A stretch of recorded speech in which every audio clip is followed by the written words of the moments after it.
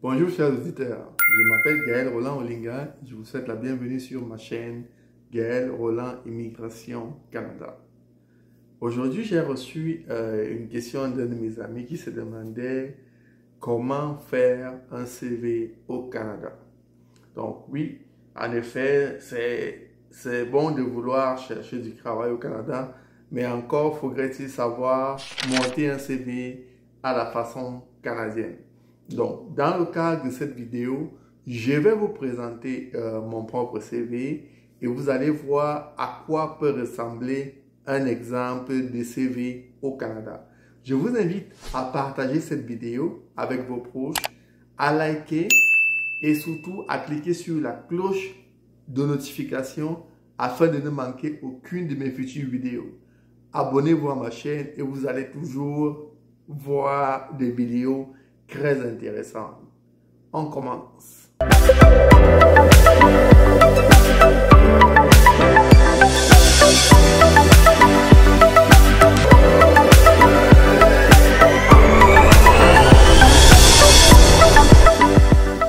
Chers abonnés, comme je l'ai expliqué à l'introduction de ma vidéo, aujourd'hui, nous allons voir comment faire un CV canadien.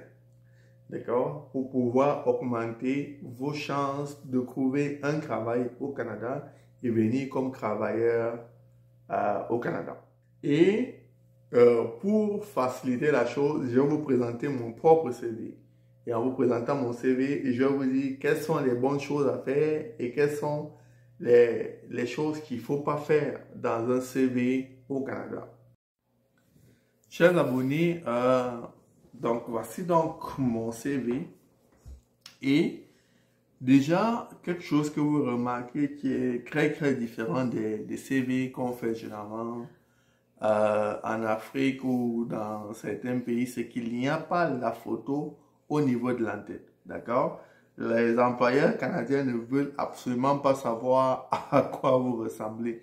Ça ne les intéresse pas de savoir quelle tête vous avez. D'accord? Donc, il est très important de noter que sur les CV canadiens, on ne met pas de photos. D'accord? On ne veut pas savoir à quoi votre tête ressemble. Ok. La deuxième chose, c'est qu'au niveau de l'entête, c'est très important de mettre ses coordonnées. Parce qu'il est important que l'employeur sache où tu te trouves, comment il peut te contacter, comment tu t'appelles, où tu te trouves. Okay? C'est pour ça que vous voyez que j'ai mis mon nom là. Mon numéro de téléphone, je l'ai mis là, mon cellulaire. D'accord? J'ai indiqué que c'est bel et bien cellulaire. Si c'est un téléphone maison, il faut indiquer. Comme ça, vous devez indiquer à l'employeur, ok, si c'est mon téléphone maison, appelez-moi à telle heure, je serai à la maison. D'accord? Vous l'indiquez dans le courriel lorsque vous allez envoyer votre CV, lorsque vous allez postuler à l'emploi. D'accord? Donc, il est important d'indiquer son cellulaire. Il est important d'indiquer l'adresse. Ok. Si vous êtes déjà au Canada, faites-le savoir à l'employeur parce que les employeurs veulent savoir si vous êtes au Canada ou si vous êtes en France, ou vous êtes en Belgique, où est-ce que vous vous situez exactement dans le monde. Ok. Très important de mettre votre adresse. Ensuite, votre courriel. Très souvent, les employeurs au Canada vous contactent par courriel. Très souvent, ils n'appellent pas au téléphone. Souvent, ils appellent au téléphone si vous êtes déjà au Canada. D'accord? Mais dans la majorité du temps, l'employeur va toujours vous contacter par courriel pour vous dire vous avez été retenu ou alors vous n'avez pas du tout été retenu. D'accord? Donc, il est très important d'indiquer son adresse courriel personnelle sur le CV au Canada.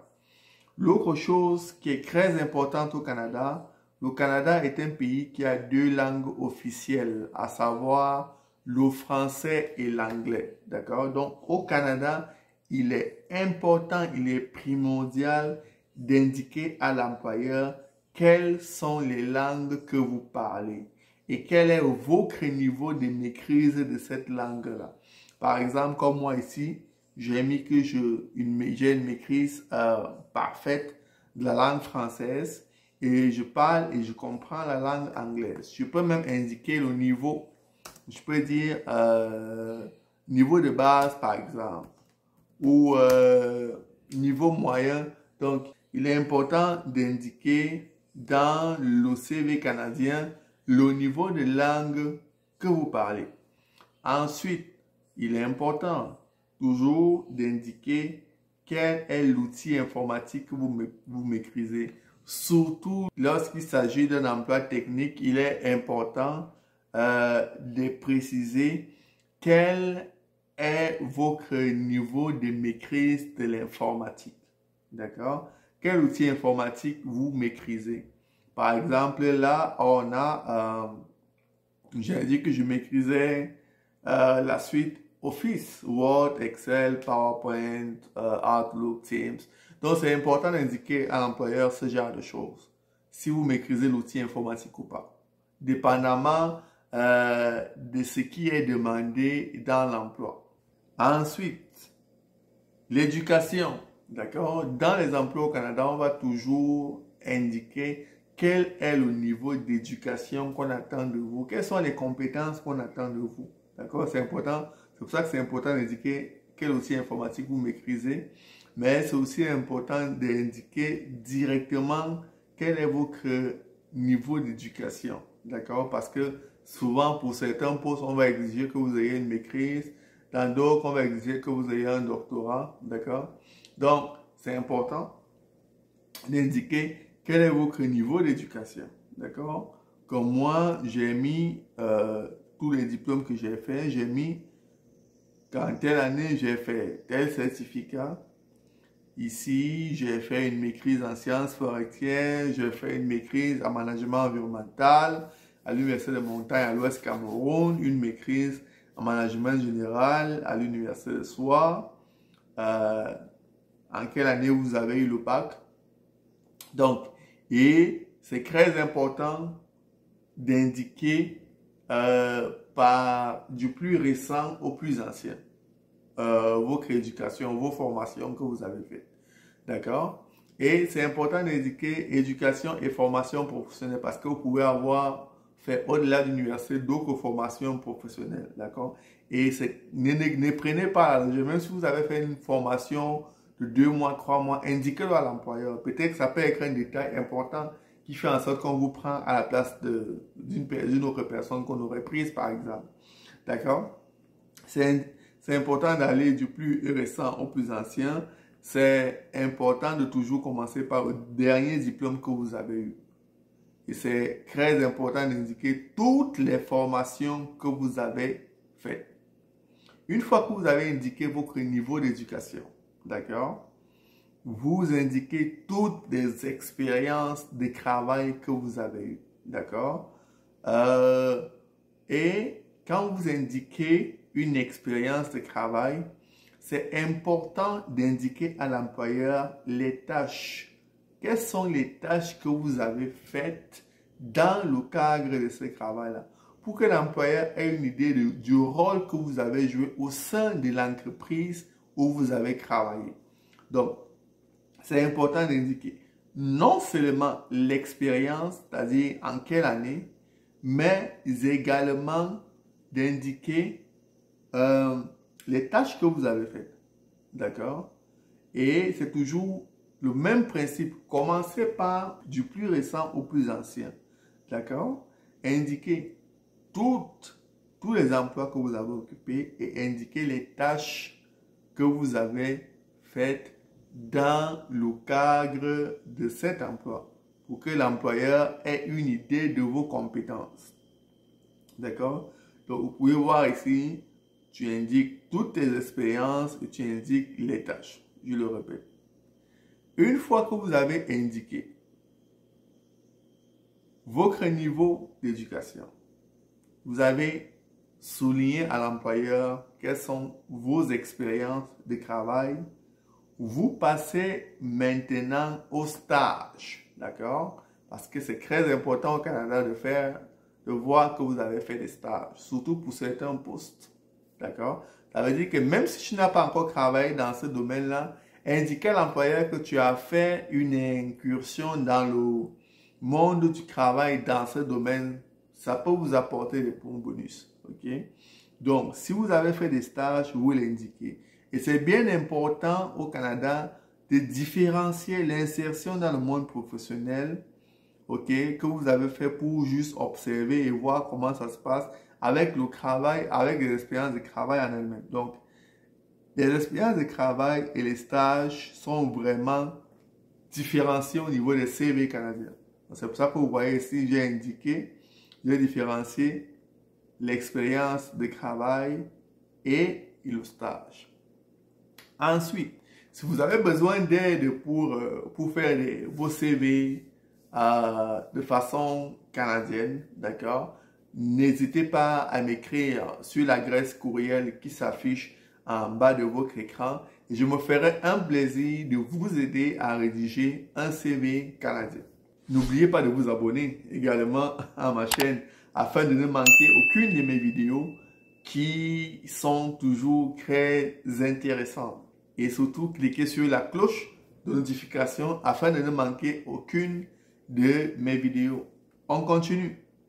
Ensuite, une fois que vous avez indiqué l'expérience de travail, vous avez indiqué les stages, ok? Indiquez tous les stages et indiquez c'est quoi vos tâches dans le stage que vous avez fait. Qu'est-ce que tu faisais dans le cadre de ce stage? Ah oui, parce que c'est bien beau de faire un stage.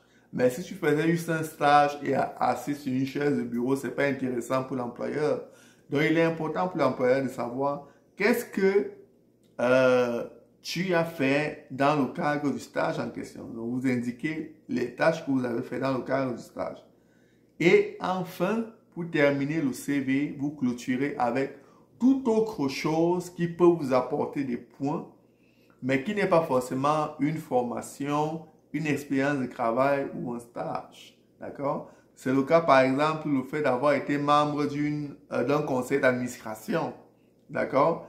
C'est le fait d'avoir été bénévole. D'accord? C'est le fait d'avoir été employé du mois. C'est le fait d'avoir siégé dans un comité qui avait pour but d'améliorer une situation. D'accord? C'est le fait d'avoir été vainqueur d'un concours, par exemple. D'accord? Donc, il est toujours important de clôturer avec quelque chose de positif. Il y a des emplois où on aime que vous ayez fait du bénévolat, par exemple. Il y a des emplois où on aime que vous ayez été performant à l'école, par exemple. Donc, c'est important d'indiquer chaque détail dans un CV canadien pour que l'employeur vous prenne quand même au sérieux. Et enfin, sur les CV canadiens, on met toujours référence sur demande. D'accord? C'est-à-dire que si l'employeur souhaite savoir à qui s'est référé pour vérifier ce que vous avez dit. Beaucoup de personnes mentent dans les CV canadiens et je vous le déconseille fortement. Parce que si vous mentez dans un CV canadien, ensuite on vous embauche et on se rend compte que vous n'avez pas les compétences que vous avez indiquées dans votre CV, vous allez vous faire renvoyer au bout d'une semaine ou 2 semaines. D'accord?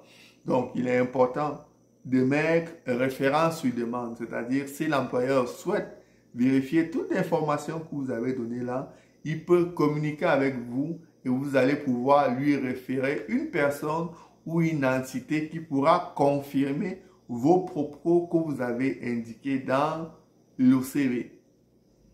Chers auditeurs, ainsi s'achève la vidéo qui visait à vous montrer comment faire un bon CV à la canadienne.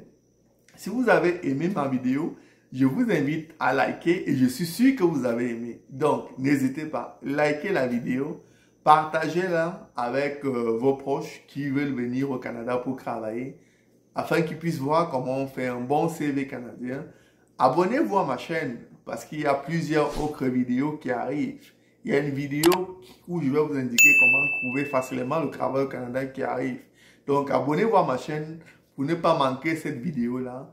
Cliquez sur la cloche de notification pour que YouTube puisse vous indiquer quand je publie de nouvelles vidéos.